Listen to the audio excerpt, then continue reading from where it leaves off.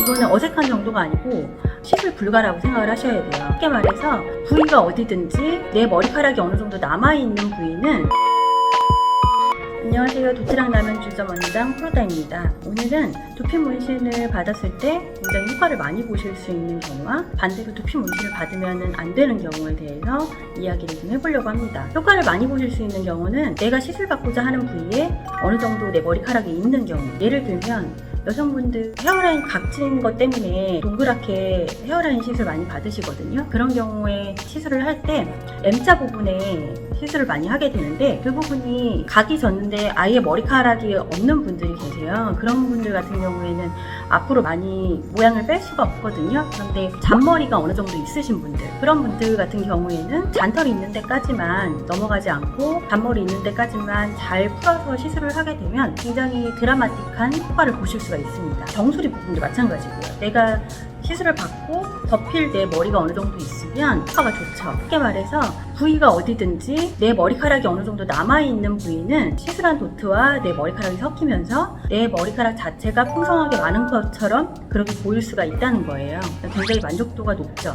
두피 문신 효과를 많이 보실 수 있는 또 다른 경우는 남성분들 오자 탈모가 많이 진행이 되셔서 측두부와 후두부에만 머리카락이 있고 위쪽은 하나도 없는 경우에 실제 나이보다 나이가 굉장히 많이 들어 보일 수가 있거든요. 그런 경우에는 삭발머리를 하실 수 있는 여건이 되신다면 삭발머리를 하셔서 윗머리 시술, SMP 시술을 받으시면 효과를 많이 보실 수가 있어요. 사실 탈모가 있으신 분들 중에 대부분이 사회적 위치나 아니면 직장이나 주변의 시선들 때문에 삭발을 하시고는 싶은데 선뜻 이렇게 하시기가 어려운 여건인 경우가 많더라고요. 그런 경우가 아니고 삭발을 해볼 의향이 있으신 분들은 조금 남은 머리로 기르셔서 이렇게 덮는다거나 그렇게 하시는 것보다는 오히려 삭발을 하시고 깔끔하게 거기다가 시술을 받으시면 훨씬 더 젊어 보이고 훨씬 더 깔끔해 보이는 그런 효과를 보실 수가 있으니까 조금 참고를 해주셨으면 좋겠습니다. 그럼 받으면 안 되는 경우는 그 반대로 생각을 하시면 되겠죠. 머리카락이 없는 부위,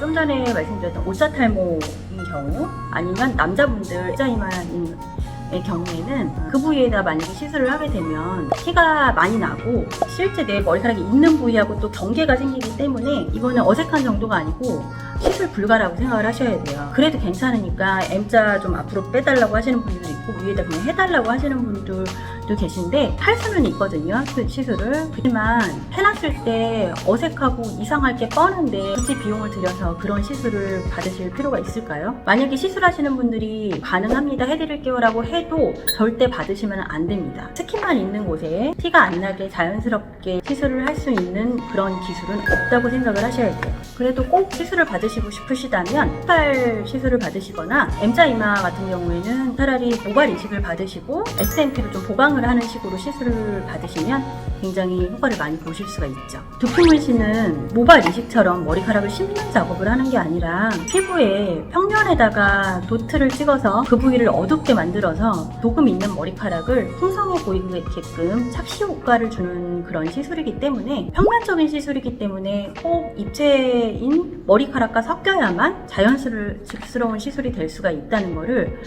꼭 기억을 하셨으면 좋겠어요. 지금까지 두피 문신을 받았을 때 효과를 많이 볼 수 있는 경우와 그렇지 않은 경우에 대해서 간단하게 말씀을 드렸고요. 두피 문신을 상담을 하면 고객님들께서 굉장히 궁금해 하시는 주제들이 있거든요. 그래서 그런 주제들을 가지고 영상을 계속 올릴 예정이니까 다른 영상도 시청 부탁드리겠습니다. 감사합니다.